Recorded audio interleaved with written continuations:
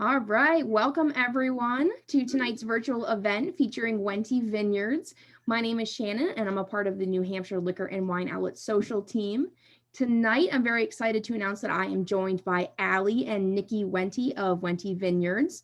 They're going to be bringing us through an awesome presentation of the sustainable farming practices at the vineyard, as well as tasting 5 different wines with us tonight.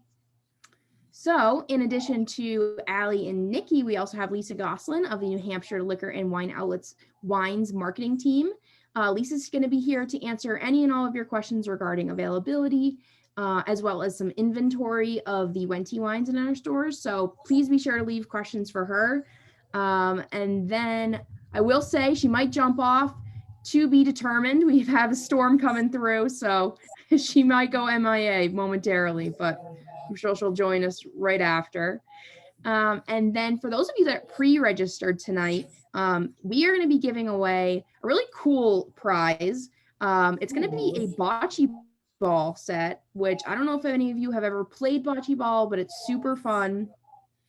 And we're actually going to be asking a trivia question in order to qualify to win that. So make sure you're listening very carefully to tonight's presentation for the chance to win, and we will announce the winner at the end. So with that, I'll pass it off to you, Aly and Niki, to get started. Awesome. Thank you so much. We are so happy to be here. I hear it's been snowing in New Hampshire. It's nice and sunny here in Livermore, California. So we'll try and send some of our sunshine your way. I'm Niki Wente. Oh, and I'm Aly Wente. We are not twins, but sisters. We are sisters. We're 5th generation wine growers. I am our viticulture manager, so I do the farming side of our business. And Aly is our vice president of marketing and hospitality. So she's doing all of the marketing and all of our on-premise, It is our version. Yeah, our version of on-premise. If you come visit us, my team will make sure you have a wonderful experience that we're very proud of. And we are reopening slowly. So the time is soon where everyone can come visit us safely. And we are so excited to have the out-of-state guests be able to start coming back to California for tastings. Yeah, we definitely missing everybody on property, but very pleased to have both of our tasting rooms open and serving delicious wines. But in the meantime, we have some really delicious wines here today. Quite a few, actually. Yeah. I was like, whew, this is going to be a challenge, but one we accept with pleasure. Right. If you do it sustainably, you can make it through all 5 wines tonight. Sustainably and responsibly. Sustainably and responsibly. So, I mean, I always like to start out with a sip, because if you guys have all 5 of these wines in front of you, it's hard to just stare at them. So we're starting off with our Louis Mel Sauvignon Blanc. This is all of our wines are 100% estate grown and sustainably farmed. So this wine comes from our Louis Mel Ranch. We are very creative with our naming of our wines. Trickery. And it is a Sauvignon Blanc. I really love it. I think that it has just beautiful lemon with a little bit of like freshly mowed grass in the like behind the scenes, maybe some from some fresh stone fruit at times as well. Yeah, and I think what's special about the Louis Mel Sauvignon Blanc is that, and you'll find this, we at Wente here are history buffs, I would say. Mm-hmm. So we have a few of our amazing wines that are named after really early on winemaking pioneers who blessed the Livermore Valley in the late 1800s with some pretty spectacular vines that came from some of the top chateaus, and really our Louis Mel Sauvignon Blanc is from vines, ancestral vines that came back from Chateau Yquem a long time ago. Right.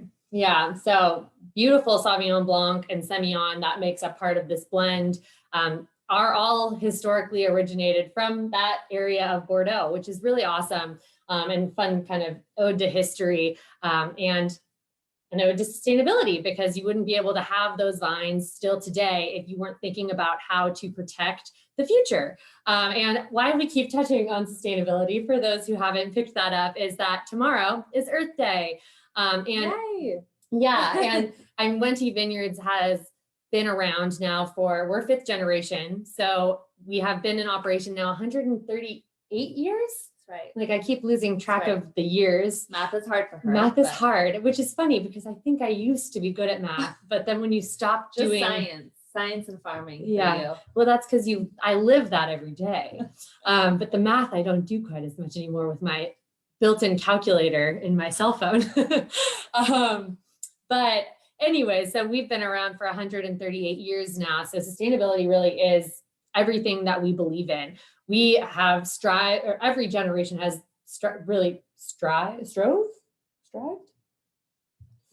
we strive to have the business around for the next generation, and also for our employee family, as well as for our neighbors, and just to try and be a sustainable business through and through, which is really what sustainability means to us. It's not just the environment, which is a huge part of it is the environment, but it is everything. It's how can we be in a business for tomorrow? How can we be an employer for all of our family that works for us? You know, every employee is part of our family, and how can we be a great neighbor to everyone around us? So a lot of that does start in the vineyard because, of course, we want to make sure that we're taking care of the environment, and also your neighbors are walking down near our vineyards every day. So I wouldn't want, or my employees that are out there working in the vineyards, we want to take care of them as well. So being really conscious of what kind of products we're using in the vineyard, and as well as trying to make their lives easier and better as they're working. And you see that through and through in every department in our business, which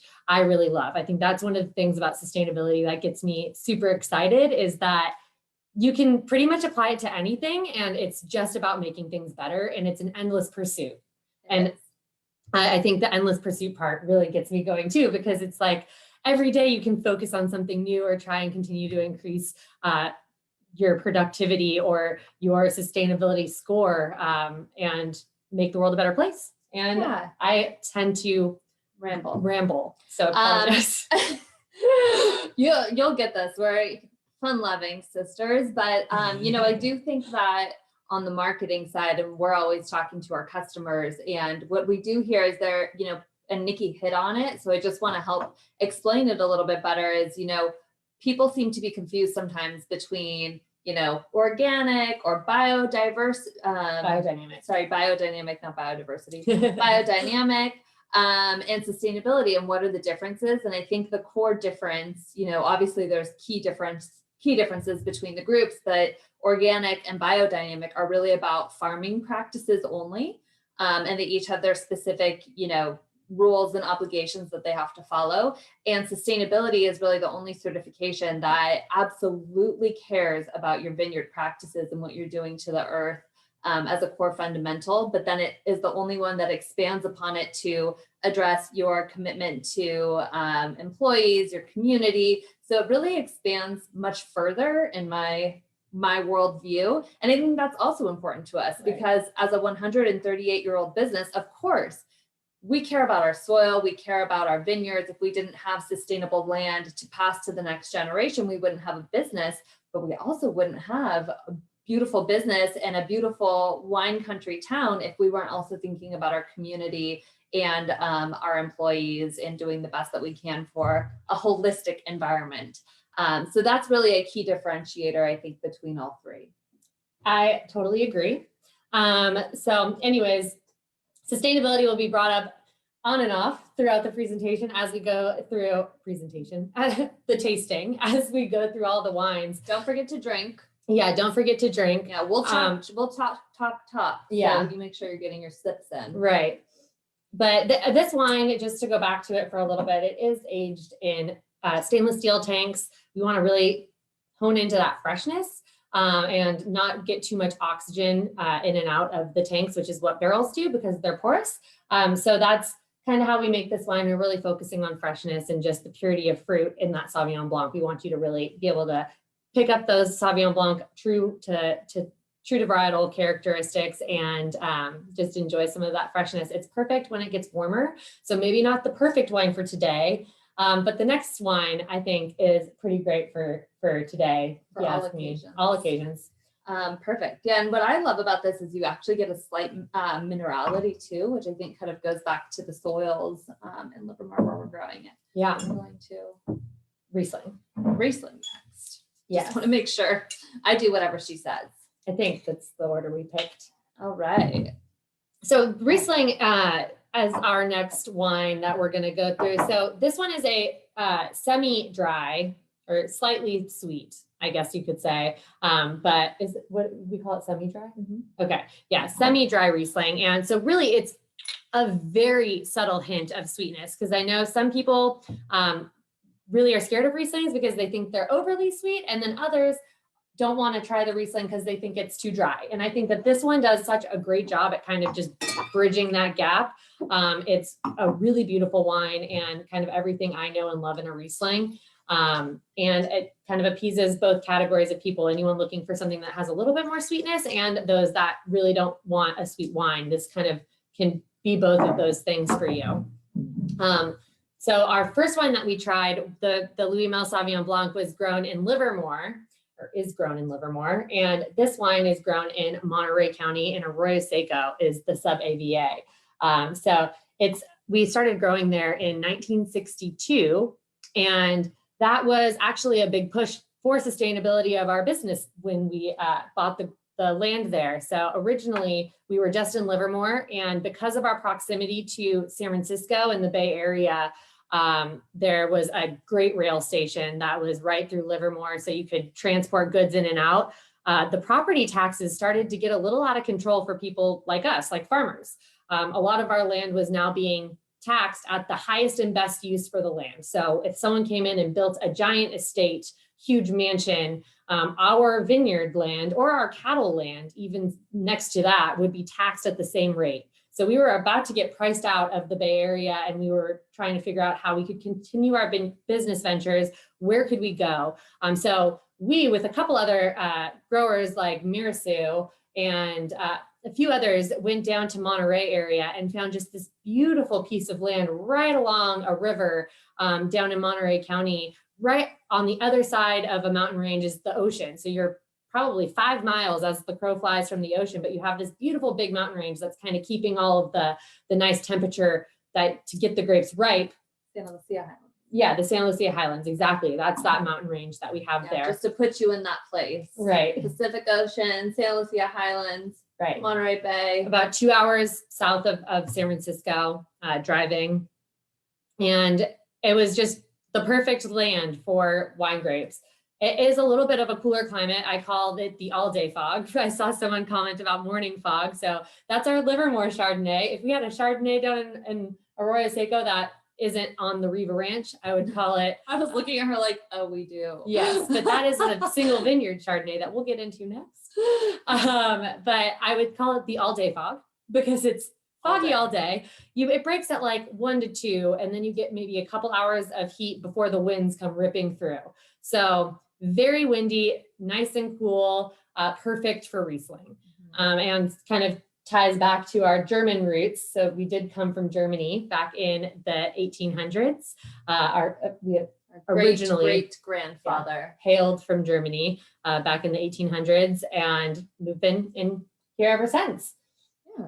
And I think when you think about where Riesling does really well, it's all really cool climates. I mean, think about where it's grown, in Germany and northern France. So yeah, it's a beautiful Riesling. And though it does have a little bit of sweetness, I think like you get some beautiful honeysuckle, you get some really fresh, nice fruit preservants. And it's beautiful with like spicy foods. Oh yeah, so absolutely. Delicious. Thai food. Yes.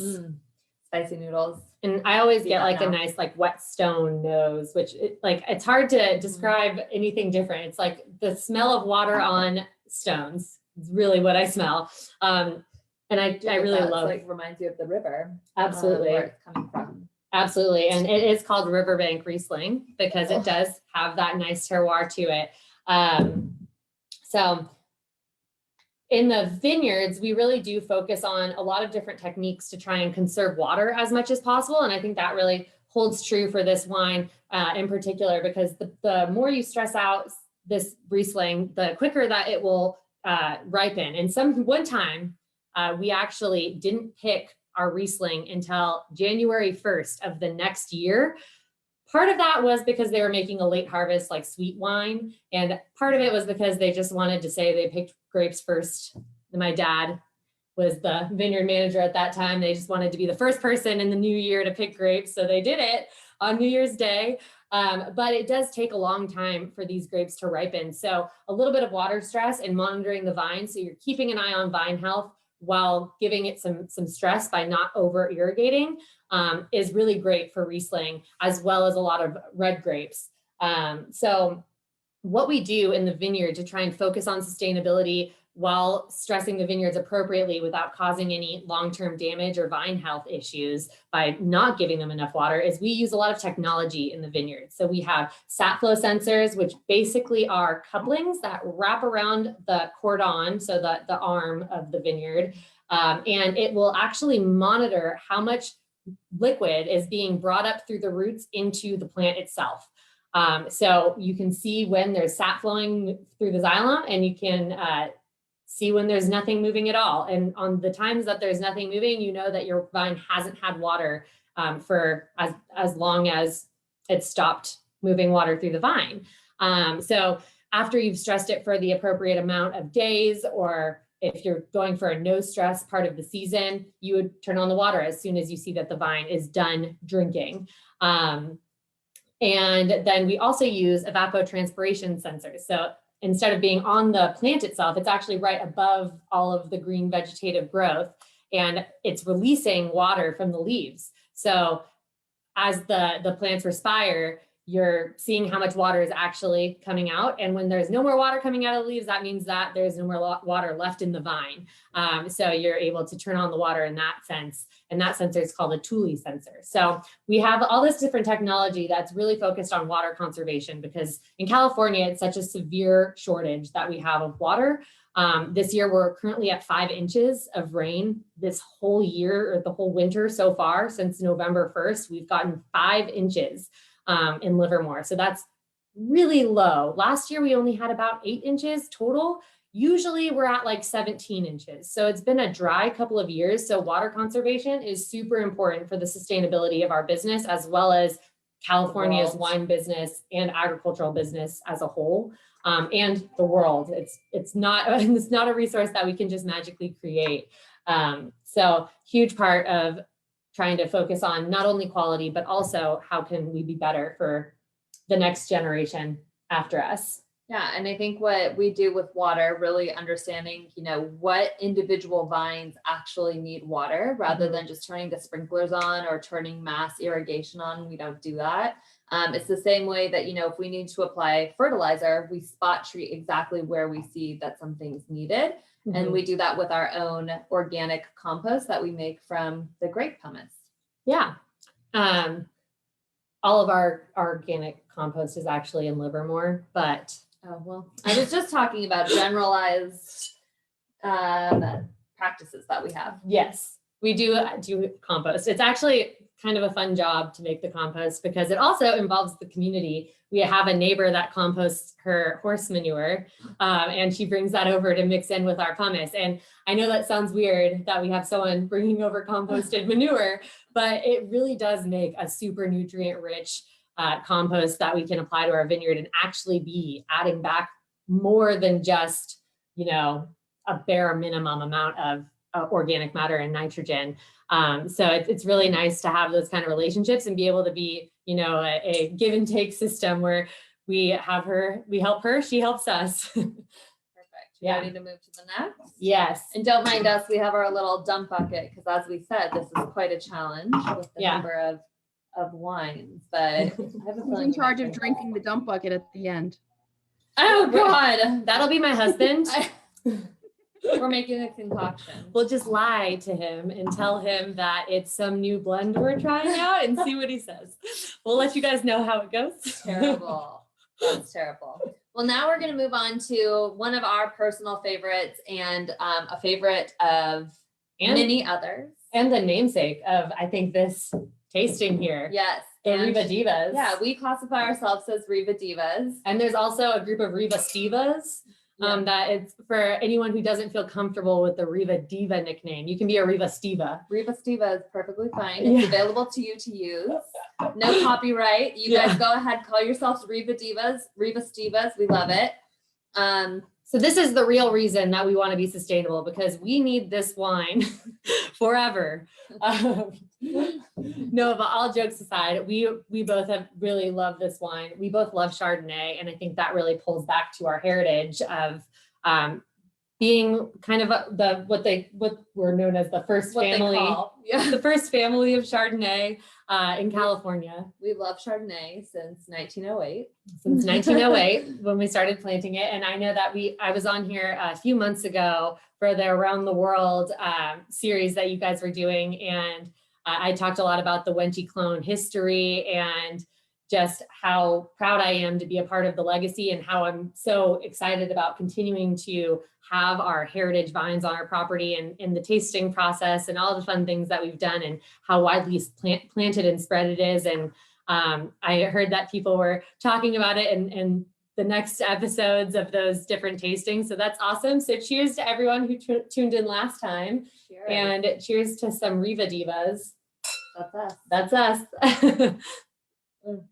You have to drink after you cheers every time, or it's bad luck. That is true. That's what we say. But we really love this Chardonnay because, one, Niki already said it, but it does come from Arroyo Seco. It is a single vineyard Chardonnay. So it really represents the area. And I think what Niki was saying, about that all day fog, you don't normally harvest this until November, end of October. Yeah. So sometimes it's a very long growing season down in Monterey.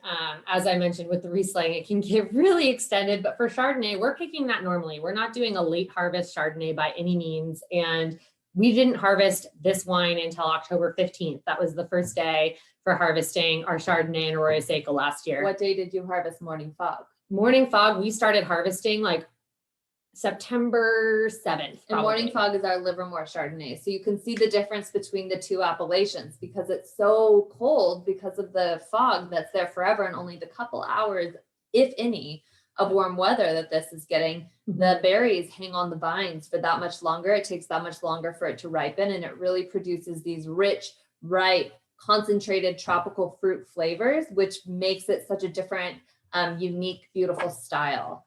Which I personally love. And then this has a very different winemaking styles and techniques than our Morning Fog Chardonnay, if you're familiar with it. Yeah. This one definitely sees some more oak aging, and has a higher percentage that goes through the secondary fermentation, malolactic, which really gives you that nice creamy, buttery tasting feeling, heavier mouthfeel weighted. And I always say that, and I think this might be a personal opinion, but there's a little bit more oak in here. And I think that it's so important that your oak doesn't outweigh the fruit, because then your wine's out of balance. And if you can't taste the fruit, you're actually not tasting the wine itself. You're just tasting the oak, which loses so much of the beauty of the actual grape. So because it has such a long growing season, it can stand up to a little bit more oak, and you still taste the beautiful fruit, the beautiful tropical fruit. So I really love it. And I think Monterey is just such a wonderful growing climate for Riesling, Chardonnay, and Pinot Noir, which we'll get to eventually. We have more wines to go. But I think we're like doing great on time, so I'm not too worried. We can always slow down. Niki, I always love what you tell people about the soils in Arroyo Seco. Do you want to tell them about the soil?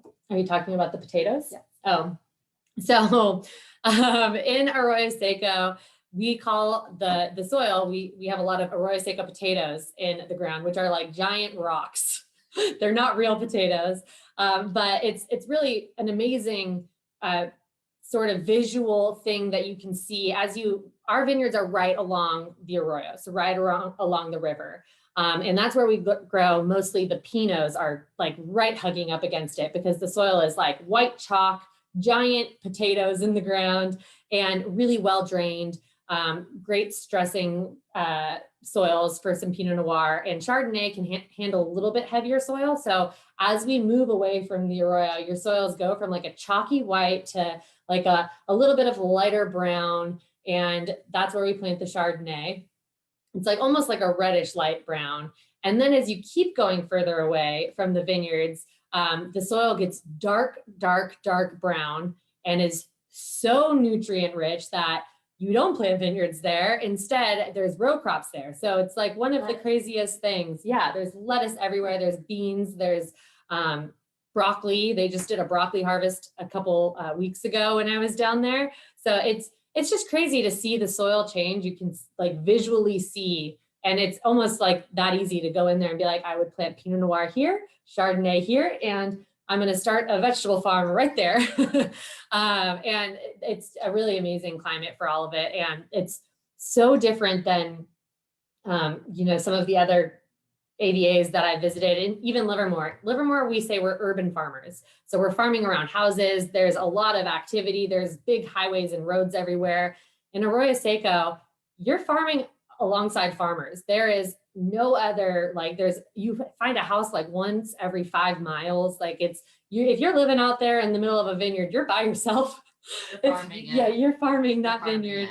it. And so it's just a lot of agriculture, it's really beautiful. And it's just such a change of pace from other AVAs where like Napa and Sonoma, a lot of vineyards, but also a lot of houses, a lot of neighborhoods, a lot of farming urbanly as well. And Arroyo Seco is just this little special place that you're farming with other farmers, and it's not just vineyards, it's a lot of other things, which I really like. And it's like this beautiful like valley floor, and then all of a sudden it just like the mountains kind of like shoot out of nowhere. So it's pretty stunning to see, actually. It's a pretty gorgeous area. And we used to drive down that way all the time because we went to college on the Central Coast. So we drove right past our vineyards. To them. On the side of the road. Yeah, we do. I mean, far away. They were far away. But. Yeah, you have to drive like 20 miles west, but close enough. It was a good wave. You can't get past her with anything. I know. I know. Got to pull out the punches. I was the youngest sister, so I had to, fend for myself here. I was bullied. Hardly. Oh my goodness. So I think some of the fun, sustainable things that we're doing this year, one of the things that really gets me excited is that we actually are trying sheep as a grazing mechanism this year. So I'm super excited about that. They're very cute. Very and cute. There's tons of them. Tons. The so fun to drive past them. Yes, absolutely. The shepherd that we are working with actually had about 150 adult sheep and then 150 infant sheep. So they were so cute. But it was just one of those things that I've been really interested in for a long time. We know that, herbicides are bad, and the more times you have to run a tractor through the vineyard, the more emissions, and you're compacting your soil while you're doing it. So if you can try and have something else naturally graze to get rid of some of the problems that you might have later down the road, it really is a huge help. And we actually still have the sheep here today. We moved them out of the vineyard because sheep will eat anything. And we have a lot of green growth now coming from the vines. They're no longer dormant. So we don't want the sheep eating the green growth, or else that would be bad. I would lose my job probably. But we have them out in a fallow field because usually we have to disc the fallow fields every year. And every time you turn over the soil, you're releasing carbon into the atmosphere, which we try to not do. Right. So generally we run a no-till system, which means we don't turn the soil over between the rows. We try and limit every amount of times that we have to disc or till or any sort of soil opening. And that is because we're trying to keep all the carbon sequestered in the ground, not just because we're trying to, do great by the environment, which of course we are, but carbon's really good for roots. We want the carbon in the soil. That's where it belongs. And oftentimes you can disc in some grasses, which you're putting carbon in, you're letting carbon out. But we find that if we let the native vegetation grow and just mow it down later in the season, you still have those roots in the soil. They're going to come up next year, and you're still able to conserve all of the carbon that's been in the soil. And eventually the mowing that you've done kind of is incorporated into the soil as well as organic matter. So it's just been the way that we kind of have operated our vineyard for a long time. So we like our no-till system, and I'm really excited about the sheep. We're going to do some compaction trials just to see how different the compaction is from the sheep, because my dad was the first person to call and say, excuse me, you're compacting our soil with your sheep. And I was like, if a sheep weighs as much as a John Deere tractor, then I am now very confused. So we'll be doing some tests to see kind of the difference in compaction. And we'll also be reporting on like the emission savings from no herbicide, no mowing. And we're really excited about the findings there. But I think that's one of the reasons we're part of the California Sustainable Wine Growing Alliance certification for sustainability. And one of the reasons I really love them is that they're constantly encouraging us to continue pursuing new endeavors for sustainable practices. It's required. It is required. Yeah. So in order to keep your certification, you have to show that you're doing new and different and more every year. Every year you have to improve your sustainability. So, which I mentioned is something that I love about sustainability in general. And I think that's why Wente is such a good fit for this particular certification, because it's not like, great, we checked off all the boxes, we're done, we're sustainable. It's every day is a new pursuit, and we're really focusing on how can we be better every single day in partnership with them. So we actually, in 2001, I believe, is when Wine Institute and the California Sustainable Wine Growing Commission partnered to start developing workbooks and understanding what it takes to be a sustainable farmer. And our vineyard manager at the time, Ralph Riva, was instrumental in helping with that. He was one of the growers selected to kind of help write the book on sustainability back in 2001. So Ralph Riva. Yeah, Ralph Riva,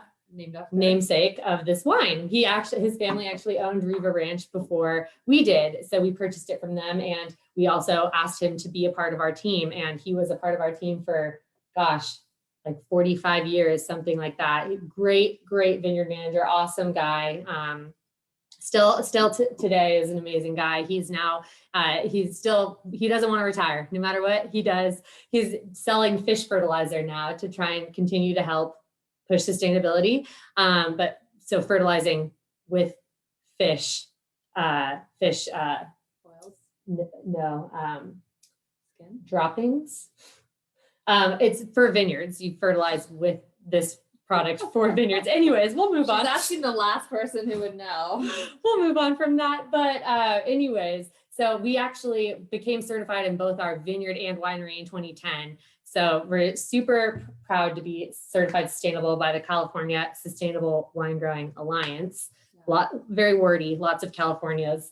But we are just super happy with the partnership, and we love pursuing new levels of sustainability every year. Yeah, I mean, to me, it does feel like a natural fit, and sustainability is something that we've always really thought of. And I know we were talking about it, like passing from one generation to the next earlier, but it's just, it does feel like part of who we are. And Nikki and I, when we were growing up, and our older sister, Jordan, our dad used to take us into the vineyard all the time.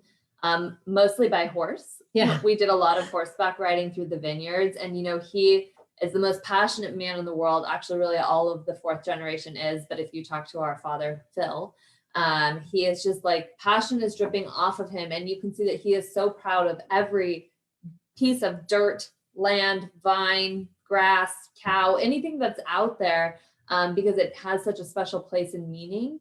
And I think that's something that they inherited from their parents and their grandparents. And it's something have you guys been listening to Nikki?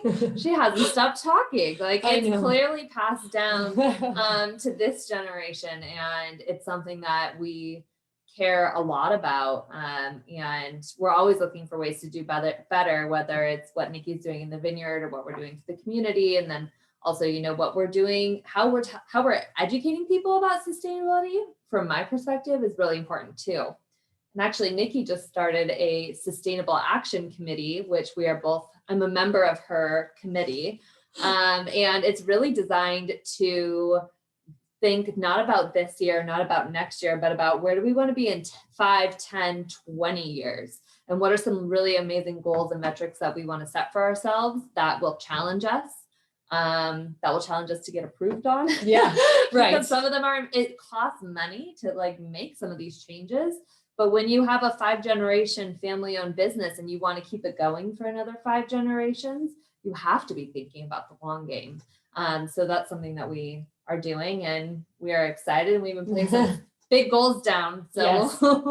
we're really definitely making our own homework here, but it's going to be fun. And it's so easy to be able to get people on board, because like I was like, this is additive, so no one has to join this committee. It's just something that I'm passionate about, and I'd like to see us like with a bigger plan on the page than like being reactive. I want us to be proactive. Like, how do we get here? Like, this is where we want to be. How can we get there? And we had like 7 people sign up off the bat for this committee. So it was really awesome to have such a supportive work family that is interested in a lot of the same things that I am.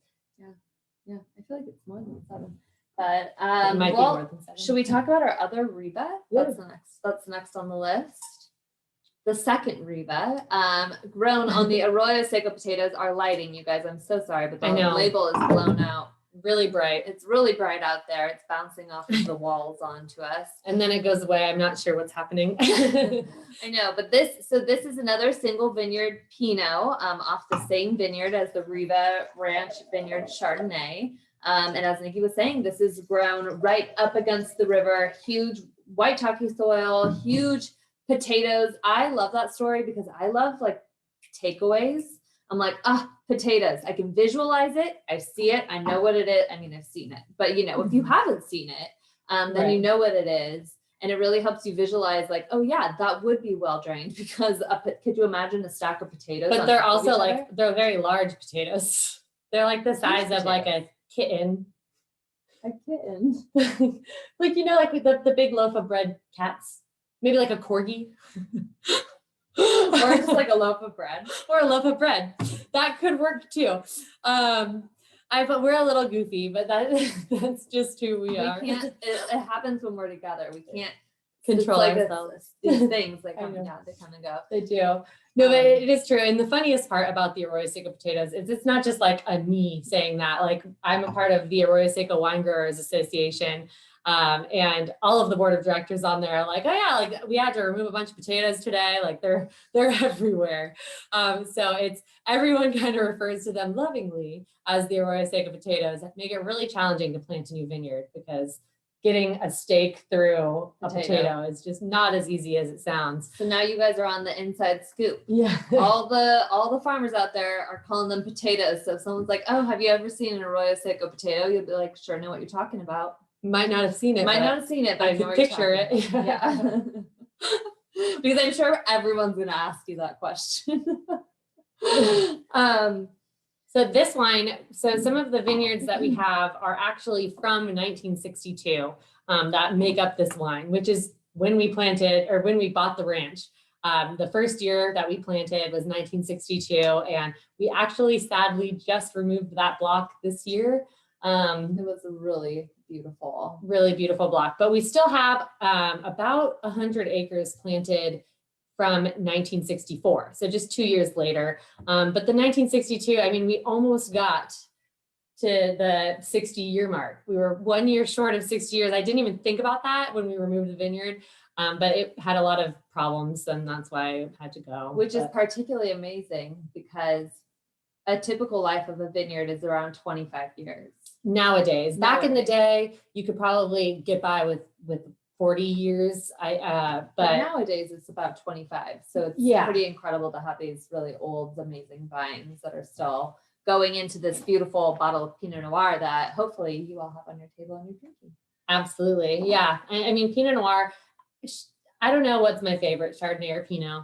It's a hard choice for me. You don't but have to pick. You're right. You're right. But Pinot Noir just holds something super special, near and dear to my heart, because I used to work up in Sonoma County for flowers. And when I was working there, I was doing grower relations and kind of buying and selling grapes. So I was going up and down the coast, sourcing grapes for that program. And I learned so much about all of the different clones and what winemakers preferred, and what the taste was, and how it all looked and felt. And it was something really special, because now I'm obsessed with Pinot Noir clones. And just what a clone is just a very small genetic diversity. So something really small that makes it different. It could be the cluster structure. So maybe one's a little bit more spread out, where one's a little bit more packed together. It could be how big the leaves get. It could be how tall the canopy is. A lot of different things. It could just be flavors that they've noticed. Flavors are different. Absolutely, flavors are different, but they're also unique and special, and just delicate and elegant. And it's really, Pinot Noir needs nurturing. It needs love and care from the farming perspective, which is something that makes me really excited because I can see the impact of anything that we do in the vineyard almost immediately, but certainly in the wine. So it's definitely a hard wine to make from a winemaking perspective too. Absolutely. Can't mess this one up. It's so light in flavor that you don't want to put too much oak in because it can easily be overpowered. Thin skins. And very thin skins. Yeah. So it's just it's a really beautiful grape. And I think the Arroyo Seco is an awesome place to grow it. Why I love it is because I think it bridges the gap of like your old world kind of earthy Pinot versus your new world, very fruit forward Pinot. And Arroyo Seco does a great job at getting that fruit ripe. So you get those beautiful fruit flavors, but also expressing the terroir, expressing the sense of place and getting that nice earthy, almost fungal, like fungi. I love mushroom. I love the mushroom smell in a Pinot Noir. And I think this definitely has that. So hopefully you like it. Yeah. But it also has some beautiful fruit flavors. You get a little bit of sweet baking spice because it does go through oak aging. French oak, I believe. So All French oak on our reds for sure. The Chardonnay has American. a little bit American, a lot of French, little American. The red wines, we only do French. But this wine has a lot of second use and third use oak as well. So only a very small percentage of brand new oak because we don't want to overpower it. I just started doing a dance. I took a sip and I was like, whew, that was good. Yeah, it is really nice. And I just want to let everyone know it's only 3:40 here for us and we've already gone through 4 wines. So and my husbands are going to love us. It's going to be an early night. Nikki's going to go to bed at 5. Yeah, well, I would say that the Riva Chardonnay and the Riva Pinot are 2 of our house favorites. You know what? Really, we don't have a favorite kid.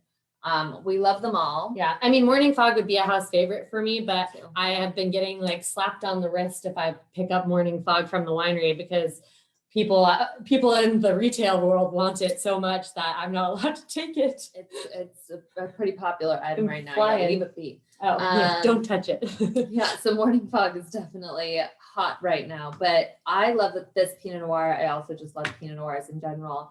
So easy to pair with beautiful foods, delicious with cheese, which I love. Good cheese. Well, and I think that for the red wine that we're going to be tasting tonight too, our Southern Hills Cabernet, that is the red wine of choice at my house as well. So it's like I got a bunch of wines that I drink very regularly. Sauvignon Blanc is my summertime wine of the year every year. And Riesling, I have it for apple pie. It's like what I like Riesling with. I know. Why'd you say that? Yeah. I would love apple pie right now. Nikki's an incredible baker. That's just a fun fact. Incredible baker. And that is not the trivia question. I don't know what the trivia question is. I know. So Aly's going to play too. So I guess I'm playing. But I hope you guys are enjoying this. I don't want to throw this into the jump bucket. I know it's very nice. We are okay on time, right? Just to make sure. Yeah. Okay. You're doing great. Perfect. Great. Are there any questions so far that we should take a pause for? Anyone saying anything we should do? I know I've been bad. Absolutely. So Sarah was actually just saying thank you for such an amazing product, which is her favorite, Morning Fog. I love it. And also wanted to comment that your goals align so well with sustainability. She's super happy about that. Laura's actually curious if there's any plans for like a bed and breakfast at the vineyard or any type of, accommodations coming in the near future. Not right now, no. It's a fun idea that we've definitely tossed around for years and years and years, but a very big project to take on. And we recently decided to just put a lot more of our focus behind getting wine to everybody who would like to have a glass across the world, really. Yeah. So not at this time, no. But that is a dream of my father's. Yeah, we have dreams. Yeah. Tracy was actually curious, and this actually sparked an idea in my mind that I need you guys to run with. She was curious if any of the sheep had been named. And my thought is you can do a adopt a sheep type of situation. Like you can, how you can adopt an orca whale or something like that. I love that. That's a great no idea. I didn't name any of the sheep because to be perfectly honest, I tried to get close enough to them to take like a really good photo, and they were like so scared of me. I even called one of my friends who's been grazing sheep in her vineyard up in Sonoma for years. And I was like, okay, what do I do? How do I make the sheep like me?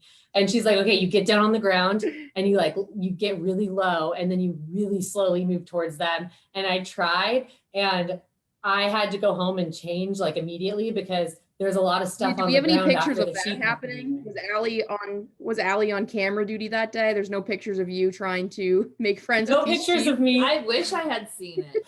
I truthfully do. I did it like right at sunrise because the least amount of people are out to see me doing that. So bad. But they still were scared of me. So I think next year I'm going to really try and put some more time and effort into this. But I think the adopt a sheep idea is such a great plan. That is so fun. I really like that idea. I do see something from Tracy. Yeah, We even just like finally opened our chat. everyone gets to name a sheep. Yeah. I like it. Everyone gets Let's to name see. a sheep. All right, so then we have Joanne is curious how often you have to pull a vineyard and then how long before replanting that block. Yeah, so we typically try and pull a vineyard after 25 years.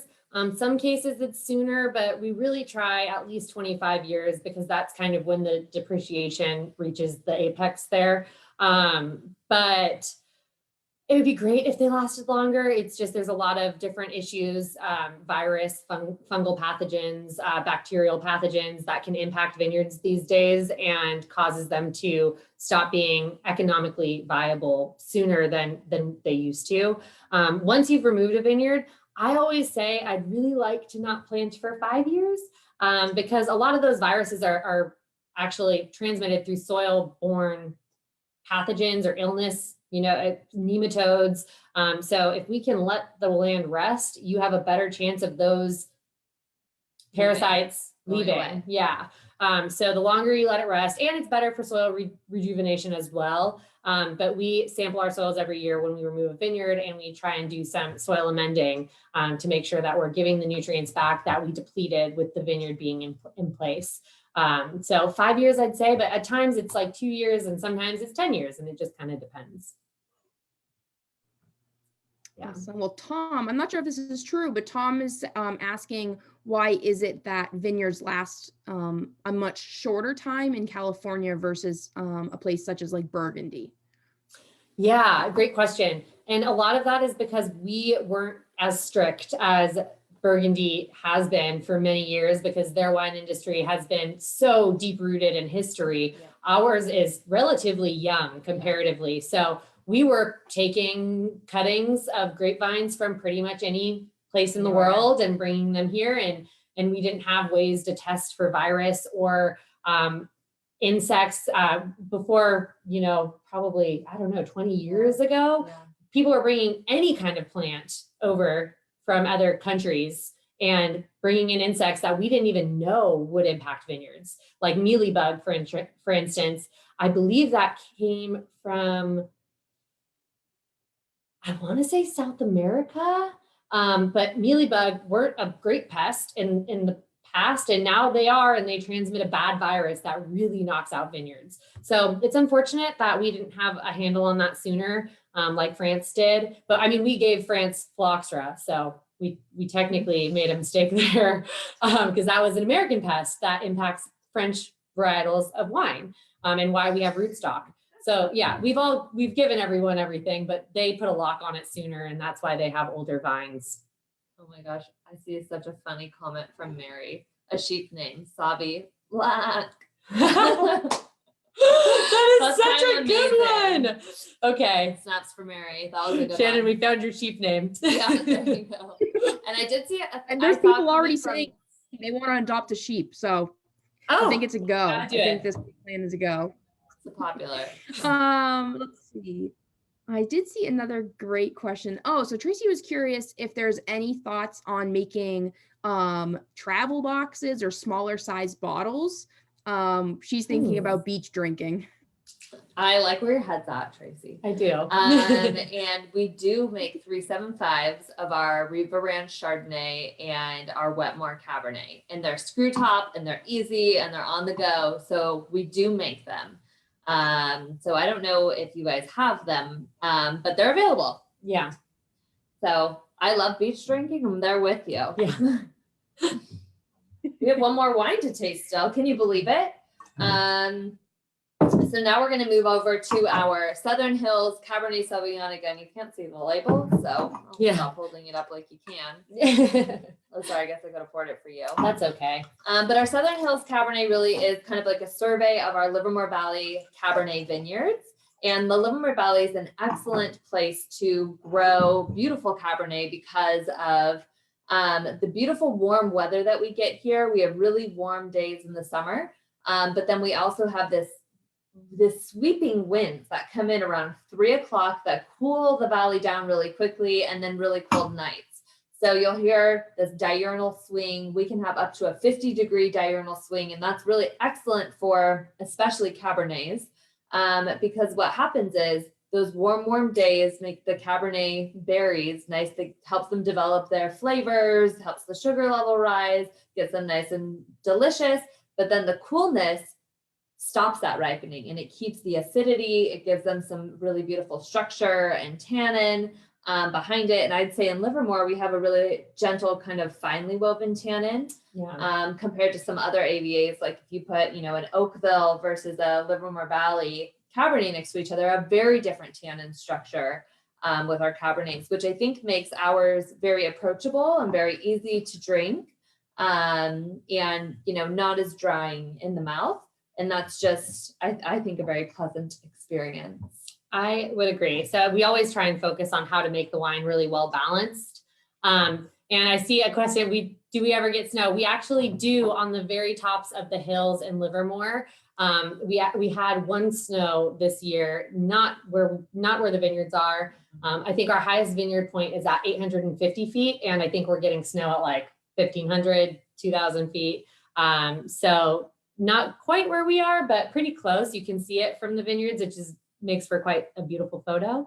But yeah, the Southern Hills Cab, I think it's just a wonderful food wine. It's not overbearing. It has some great, almost herbaceousness in a good way to it. Like dried herbs. Right, yeah. Which I love on a Cabernet, a little dried herb.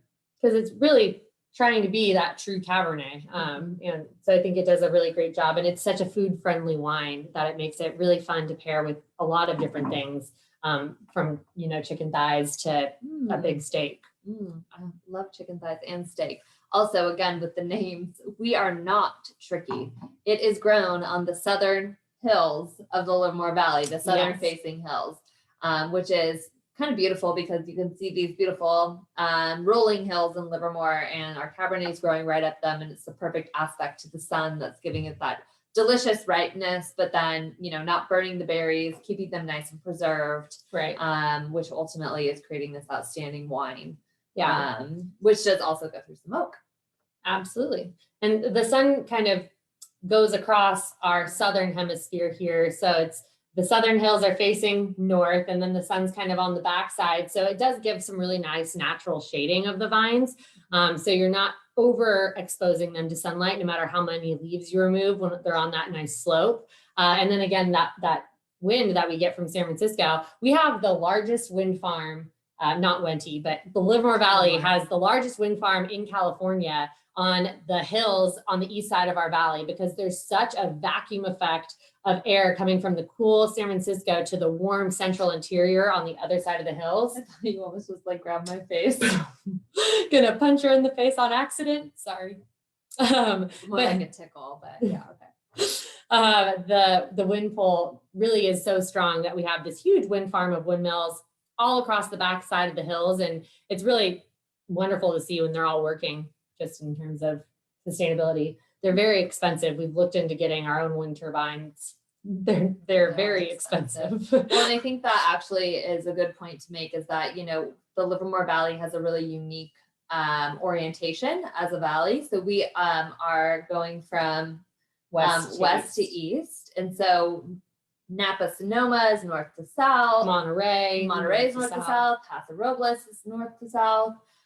So we are this unique valley that's going the opposite way of everybody else, which is advantageous to us because the opening of our valley opens up directly to the bay. The wind comes straight in, makes all of our vineyards cool, preserves that acidity, and then it goes straight into the wind turbines. So Yeah. it is all purposeful, believe Yeah. it or not. But it is unique to us. We're the only valley like that, I think. I think there's another one, but it's very rare. They're mostly in California. It's in north-south. So it's something pretty unique. And I think it really works well for our valley, just to make sure that we're not getting too hot during the really hot days. But this wine is also another one of my favorites that I have many evenings. I think we didn't really talk about food and wine pairings. With this, I would have probably a nice like flourless chocolate cake with like red berries. Of course you would. And then for the Riva Pinot, I would probably do maybe like an angel food cake could be really nice because it's just so delicate. Are you going and all airy. dessert? Well, yeah, you can do dinner. She would eat at her wedding. She served cake before food. She has a dessert. She's a baker. She has a dessert problem. It was a very nice champagne and strawberry cake. And you had it with a toast of champagne. It was perfect. Let them eat cake. Yeah. So Nikki would say that. I would say, I could eat this with a really delicious, like sausage pizza could be really good. That would be delicious. A burger. I love been like craving simple food. pizza. Yeah, and then the Pinot, I was thinking I ate this like grilled pork chop last night, and that'd be really delicious with the Pinot. Mm-hmm. I agree with that. How is the Cabernet actually aged? Paul is very curious. Yeah, so the Cabernet is aged, I think it's about 90% in oak and then 10% in stainless steel to just kind of retain a little bit of freshness to blend back in. And it's aged for, I think about 14 months annually. So we do new and used French oak, probably, or definitely a lot more used French oak. So like second and third use. Because again, we don't want to overpower it. We do want this to be a food-friendly wine, and we want to make sure you guys are getting the pureness of fruit. But we probably do about, I'd say 30% new, and then the remainder is second and third use French oak. We do stir, so we do batonnage, make sure that we get some of that nice creaminess from the lees. But it's a fun wine. I always love the blending process because that's the fun part where you get to see how the winemaker is going to incorporate some of the freshness from a stainless steel aged portion and how they're going to combine the barrel groups to make a specific wine. Awesome. Well, is it time for us to do our trivia question? I think so. Yeah. I don't know what it is. Right, Aly, You can't say let's see if you can answer this one. Okay. All right. So for those of you that are pre-registered, get your typing fingers ready. The trivia question for tonight is, what year was Wente Vineyards certified sustainable? We're looking for the year. Let's see. All right, they're starting to come in, and it looks like, Laura, you were the first correct answer. The year was 2010. 2010. That was a kind of a trick question. Kind of a trick because I know I mentioned 2001. But 2010 was the year that they actually were able to certify both the vineyard and winery. 2001 was when we actually started writing the book or helping to write the book about sustainability. But both answers are great. Congratulations to all. Everyone's a winner. I don't think that's how it works. Yeah, actually, we did have quite a few answer 2001, so it was kind of tricky. It was a trick question. All right, it looks like we have all of our questions answered. Let me just make sure. Yeah. So thank you. I just want to thank you guys so much for joining us tonight. This has been so awesome. I loved the chemistry between you two. I'm sure it's a fun experience working one-on-one with your sister daily. We like it. Oh, yeah. Different answers. Yeah, of course it is. Yeah. I also want to thank Lisa for answering all of our inventory and store related questions. She's put in both the Facebook and Zoom chats, which products are available and what stores. So easy access, and it looks like quite a few of them are on sale this month, so even better. Ooh. And then for those of you that pre-registered, make sure that you check out our handful of other events coming this month. If you just go onto the New Hampshire Liquor and Wine Outlets Eventbrite page, you can check out all of the events that are upcoming. Tomorrow night, we're actually joined by Mark Neal of Neal Vineyards, so that will be a fun time as well. Again, if you have any further questions for Aly and Niki, feel free to reach out on Facebook, and I'm sure we can hunt them down and get some of those questions answered for you. Again, thank you so much, you guys. It's been so awesome. Yeah, thank you guys so much for having us. We love New Hampshire. We're so excited to be able to come back and visit. And we appreciate everyone tuning in. And for you guys, thank you guys so much for having us back. Thank you, Lisa, for answering all the questions. Thank you, Christian and Zach. We're very happy to be here. Thank you. You guys all better come and find your sheep. We'll name your sheep. I know. Thank you, Shannon, not only for being the host, but also for the sheep naming idea. Yeah. The first sheep is named Shannon. I'll look out for it. Yeah, right. Yeah. Cheers. All right. Cheers, Enjoy thank your you. night. Thank you so Cheers. much. Bye. Thank you, guys.